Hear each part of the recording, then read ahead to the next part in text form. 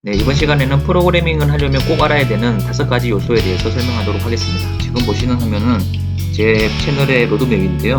계산기를 먼저 만들어 볼 텐데요. 화면을 먼저 만들고 이벤트 처리하는 부분도 만들어 보도록 하겠습니다. 윈도우 앱부터 개발을 할 거고 외부로도 만들어 보고 어플로도 만들어 보도록 하겠습니다. 네, 이제 본격적으로 코딩을 해보려면 필수적으로 알아야 되는 것이 몇 가지가 있습니다.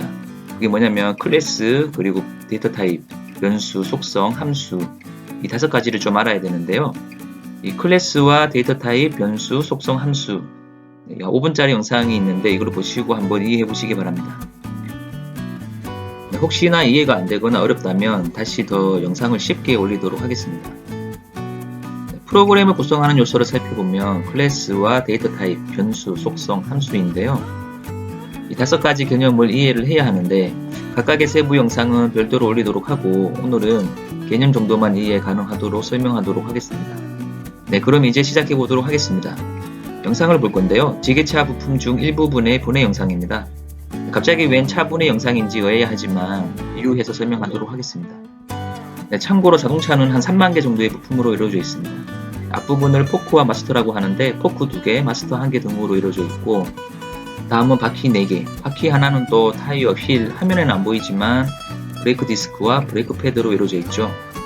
네, 다음은 연통, 시트, 그리고 핸들, 차체로 이루어져 있습니다. 이런 부품의 종류들이 바로 데이터 타입이 됩니다. 타입 또는 형이라고 합니다. 계산기의 구성 항목과 구성 타입을 보면 크게 계산기 폼과 상단 메뉴, 숫자 출력 부분, 그리고 버튼으로 이루어져 있죠. 네, 이런 구성 항목의 종류가 바로 데이터 타입이 됩니다. 여기까지는 이해되시죠? 지게차로 다시 넘어와서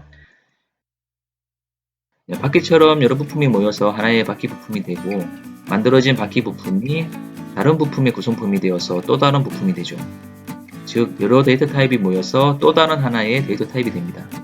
계산기 같은 경우에는 버튼 23개와 다른 구성 항목이 모여서 계산기의 구성 항목이 되고 지게차 같은 경우에는 바퀴 4개와 다른 구성 항목이 모여서 지게차가 되죠.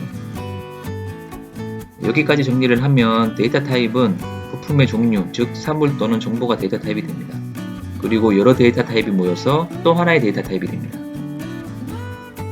네, 다음은 속성과 변수입니다. 데이터 타입하고 속성, 변수가 뭐가 다르냐면 한번 조립을 해보죠. 지게차를 한번 조립해 보겠습니다. 먼저 변수입니다. 네, 바퀴 타입은 타이어, 알루미늄 휠, 브레이크 패드, 브레이크 디스크, 고무마개 등으로 이루어져 있는데요. 이 부품들이 모여서 바퀴, 즉 바퀴 타입이 되겠죠. 네, 지게차는 화면에서처럼 바퀴 4개가 필요하죠. 그리고 나머지 차체, 그리고 핸들, 의자 등이 조립됩니다. 지게차는 4개의 바퀴가 있는데 앞쪽 왼쪽 바퀴, 앞 오른쪽 바퀴, 뒤쪽 왼쪽 바퀴 이렇게 이름 지어진 4개의 바퀴가 있죠. 네, 이렇게 이름을 붙이고 선언을 하게 되면 바로 변수가 됩니다. 네, 여기까지는 이해가 되시나요? 네, 지게차는 여러 하위 데이터 타입을 변수로 가지고 있죠. 하지만 각각 부품에는 부품 외에 몇 가지 정보를 더 가지고 있습니다. 바로 이름과 생산국가, 생산 연도는 모든 부품 공통으로 가지고 있을 것이고 바퀴는 공기압이라는 정보를, 지게차는 키로수라는 정보를 가질 것입니다. 네, 부품이 아닌 이런 문자형, 숫자형, 날짜형도 모두 데이터 타입이면서 이름을 붙여주면 변수가 됩니다.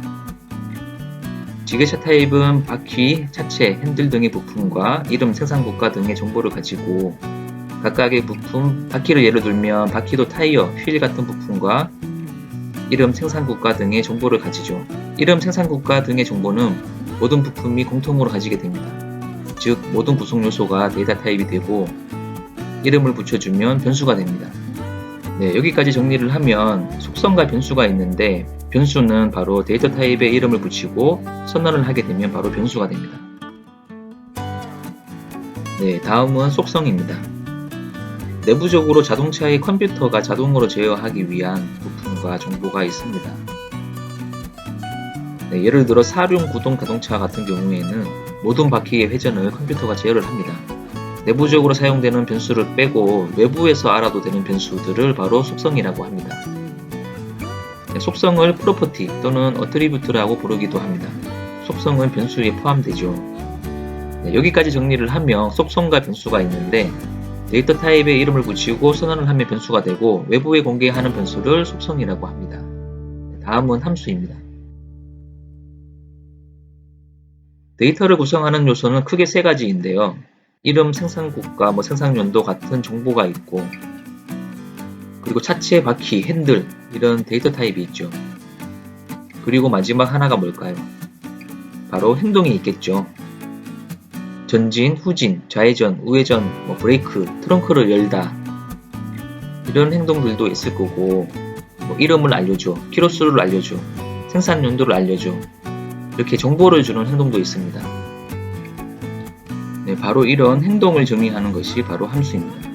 함수, 펑션, 메서드 같은 말입니다. 전진에, 후진에, 좌회전에 이런 행동들이죠. 네, 여기까지 정리를 하면 데이터 타입과 속성과 변수, 함수, 그리고 데이터 타입의 구성 요소를 알아봤는데요. 네, 이 부분은 꼭 이해를 하셔야지만 프로그래밍을 하실 수가 있기 때문에 꼭 이해를 하시기 바랍니다. 네, 마지막으로 클래스입니다. 여기까지 이해를 했으면 다 이해를 한 겁니다. 데이터 타입을 프로그램에서는 클래스라는 키워드를 사용을 해서 정리를 합니다. 실제 지게차와 부품들을 클래스로 한번 표현을 해보면 휠과 타이어가 조립돼서 바퀴가 되고 이해하기 쉽게 클래스명을 한글명으로 했습니다. 실제로는 영문으로 하셔야 됩니다. 다음 바퀴 4개와 다른 부품이 모여서 바로 지게차가 되죠. 실제 지게차의 클래스는 이렇게 구성이 되어 있을 겁니다. 정보들과 부품들이 있죠. 네, 이번 영상에서는 5가지만 이해를 하시면 됩니다. 첫 번째는 데이터 타입, 구성품의 종류죠. 두 번째는 변수명, 데이터 타입에 이름을 붙이면 변수명이 됩니다. 세 번째 변수, 데이터 타입에 이름을 붙이고 선언을 하면 변수가 되죠. 네 번째 속성, 변수 중에 외부에 공개되는 변수들을 속성이라고 합니다. 다섯 번째 클래스, 데이터 타입을 프로그램에서 클래스로 정리를 한다. 네, 여기까지가 이해가 되시면 이제 프로그래밍을 하실 수가 있습니다. 꼭 여기까지 다시 한번 보시고 이해를 꼭 해보시기 바랍니다. 네, 감사합니다. 여러분, 그리고 마지막으로 구독과 좋아요 부탁드리겠습니다. 감사합니다.